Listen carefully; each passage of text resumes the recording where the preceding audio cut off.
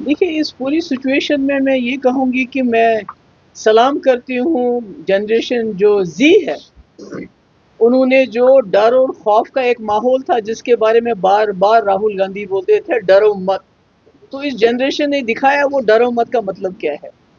अपना भूखे प्यासे इस गर्मी के मौसम में वहाँ जंतर मंतर में इकट्ठा होना, उसके बाद डंडे खाना। तो मुझे लगता है ये जनरेशन अपने खाली पसीने से नहीं बल्कि खून से एक नई तहरीक लिख रही है। एक जो मुल्क में कई आंदोलन चले हैं, कई जो है स्ट्रगल्स किए लोगों ने, और मुझे लगता है ये एक ऐसा इन्होंने आंदोलन शुरू किया है जो इस मुल्क में जो जमहूरियत, डेमोक्रेसी या जो हमारा कॉन्स्टिट्यूशन है, जिसकी धज्जियां उड़ाई जा रही हैं, जिसने हमें बेसिक राइट्स दिए हैं, जिसका शिकार जम्मू कश्मीर भी हुआ है 2019 में जब हमारा 370 खत्म किया गया एक जुम्बिश कलम से। इसलिए कॉन्स्टिट्यूशन की इज्जत करना, डेमोक्रेसी को बहाल करना, डेमोक्रेसी की सबसे बड़ी ताकत है सवाल पूछना।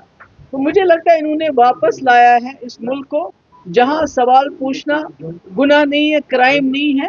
तो मैं उनको सलाम करती हूँ, जो काम हम नहीं कर सके, जो बड़े बड़े लीडर नहीं कर सके, जो डर बड़े बड़े लीडर नहीं निकाल सके, मुझे लगता है आज इन नौजवानों ने, इन बच्चों ने ये ये एक स्ट्रगल शुरू करके भूखे प्यासे निहत्थे खून से लथपथ इन्होंने एक नई तवारीख लिखी, एक नया संदेश दे रहे हैं मुल्क को कि डरो मत, हम आपका फ्यूचर है। और मुझे खुशी है कि ये जो पूरे मुल्क की जो लीडरशिप है वो इनके पीछे इकट्ठे हो रही है। इनसे आगे नहीं हो सकती बिकॉज आई थिंक ये लोग इस वक्त इस आंदोलन को लीड कर रहे हैं। देखिए, मुझे मालूम नहीं है, उमर साहब जो हैं इस वक्त यहाँ के वजीर आला हैं, उनके पास 50 MLA हैं, राज्यसभा में मेंबर पार्लियामेंट है, लोकसभा में है, हुकूमत साजी में है, तो उनका फोकस PDP क्यों रहता है। तो हमारा एक एजेंडा है, हम उस एजेंडे के, मुफ्ती साहब का एक विजन रहा, उसके इर्द गिर्द हम बात करते हैं। तो मुझे अफसोस होता है जिस पार्टी के पास 50 सीटें हों, जिस पार्टी के बानी मरहूम शेख साहब रहे हों, शेख अब्दुल्ला साहब रहे हों, आज वो पार्टी पूरे जम्मू कश्मीर के मसले को यानी समंदर को वो एक उस कोजे में बंद कर रही है। यानी वो कहना ये चाहते हैं कि जम्मू कश्मीर का मसला सिर्फ स्टेट खुद का है। जम्मू कश्मीर एक हसास रियासत है।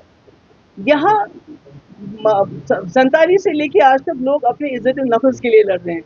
आज जब एक चीफ मिनिस्टर, उसकी सरकार जिसकी इतनी ब्रूट मेजॉरिटी है, जब वो ये कहते हैं कि जम्मू कश्मीर का हर मसला स्टेट हुड से हल हो जाएगा, मुझे लगता है ये लोगों के साथ नाइंसाफी है। तो वही बात मैंने उनसे गुजारिश की थी, मैंने उनको कहा था ऑल पार्टी मीटिंग बुलाइए, उसमें अगर यही फैसला होता कि भाई हमने स्टेट हुड पे दिल्ली जाना है तो शायद मिलजुल के ये फैसला करते। तो मुझे लगता है जम्मू कश्मीर के लोगों को, उमर साहब को जो मैंडेट मिला है वो खाली स्टेट हुड के लिए नहीं मिला है, वो मुझे लगता है एक बड़े मसले के लिए, बड़े मुश्किलात दूर करने के लिए मिला है। और उस पर हम उमर साहब को बार बार याद दिलाते रहेंगे, वो गुस्सा करते रहेंगे, हम फिर भी उनको याद दिलाते रहेंगे। तो उन्होंने पहले तो उसको अपने मैनिफेस्टो में क्यों रखा, उन्होंने जगह जगह ये तकरीरों में क्यों कहा।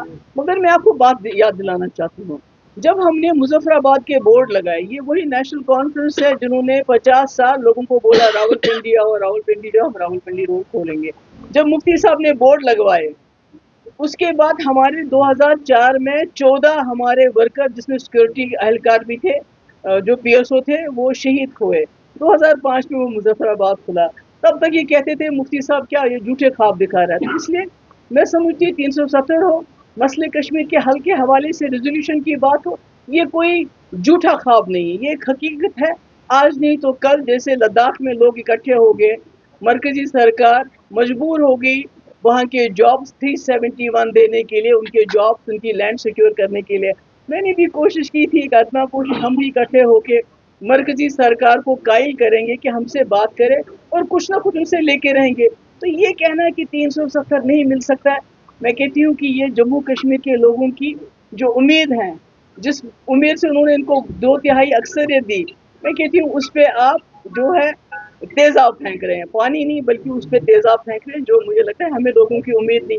ही wants to give people a sense of defeat, यानी शिकस्त का एहसास दिलाना चाहते हैं लोगों को। मुझे नहीं लगता किसी लीडर को ऐसा करना चाहिए कि ऐसा से शिकस्त अपने लोगों को दिलाए, ऐसा नहीं है।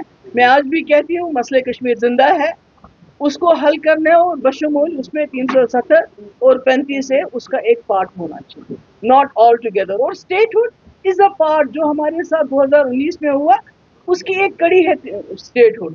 तो आप सब कुछ छोड़ते हैं, आपके पाँव काट दिए, आप कहते हैं पाँव तो कट गए, आप जूता मुझे दे दो। तो मैं समझती हूँ ये ज्यादती है जम्मू कश्मीर के लोगों के साथ और अपनी पार्टी के साथ, जिन्होंने बड़े बड़े वादे पहली साइड से लेके अटानमी की बातें की हैं, मुझे लगता है उनके साथ भी ज्यादती है। मगर साथ में मुझे ये बात भी याद आती है कि नेशनल कॉन्फ्रेंस ने हमेशा नॉर्मलाइज किया है सिचुएशन को। जब मरहूम शेख साहब ने 75 में अगवार किया, उस वक्त प्राइम मिनिस्टर और सदर रियासत दोनों पे कॉम्प्रोमाइज करके वो चीफ मिनिस्टर बने और जो भी तब तक इरोजन हुआ था उसको नॉर्मलाइज किया। इसी तरह कहीं ना कहीं उमर साहब की जो मैं एक्टिविटीज देख रही हूँ, जंतर मंतर जाना, स्टेटहुड के लिए हर वक्त स्टेटहुड की बात करना, 370 जबान पे नहीं लेना, और अब ये कहना कि 370 मुमकिन नहीं है, मैं समझती हूँ ये नॉर्मलाइज कर रहे हैं जो 2019 में यहाँ जम्मू कश्मीर में हुआ, उस सिचुएशन को ये नॉर्मलाइज कर रहे हैं जो बीजेपी कहती है। मैंने तो यूनिटी के लिए इनिशिएट किया था, मैंने कहा था सब पार्टी के साथ मिलके बीजेपी को भी लाओ। बीजेपी कहती है ना स्टेटहुड देंगे, कम से कम उनको तो कायल करना चाहिए था अपने साथ लेने के लिए। हम तो स्टेटहुड से ज्यादा कहते हैं, हम तो बेईमानी नहीं करेंगे। अगर इन्होंने बेईमानी की, मैनिफेस्टो में 370 रखा, 35 ये रखा, छोड़ दीजिए।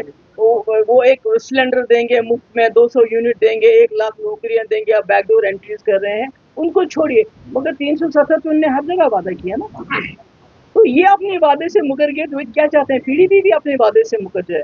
मेरे ख्याल में ये मुमकिन नहीं है। Thank you very much.